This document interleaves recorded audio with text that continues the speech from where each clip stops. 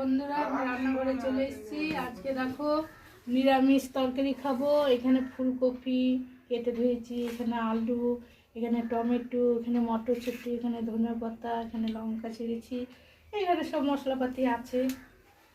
কড়াই তেল দেবো, হয়ে গেছে। কপিটা ভেজে নেবো।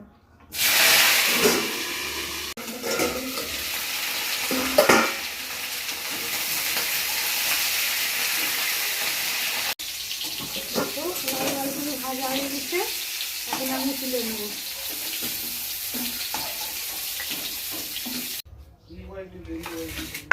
এখানে 5 ফোড়ন, শুকনো লঙ্কা, এখানে গোটা তেজপাতা দিয়ে দেবো ফোড়নে।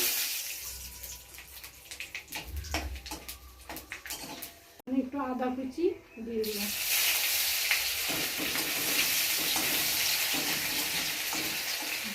আলুগুলোকে এর মধ্যে দিয়ে দেবো।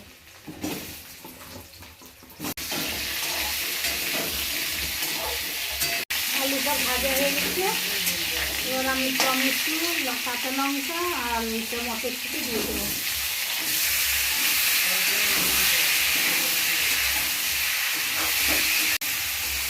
এখানে নিয়েছি লবণ, এখানে হলুদ গুঁড়ো, এখানে সবজি মশলা, এখানে জিরে গুঁড়ো।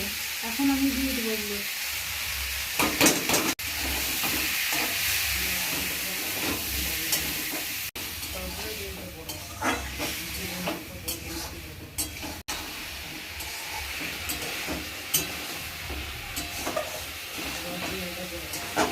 কপিটা দিয়ে দেবো।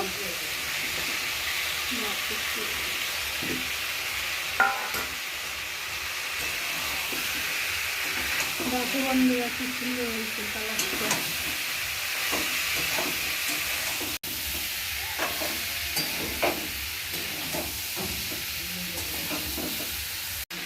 কষানো হয়ে গেছে, এবার আমি একটু জল দেবো দেওয়ার জন্য।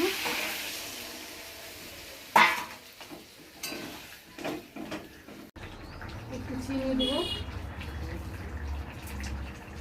ধনে পাতাটা দিয়ে দেবো।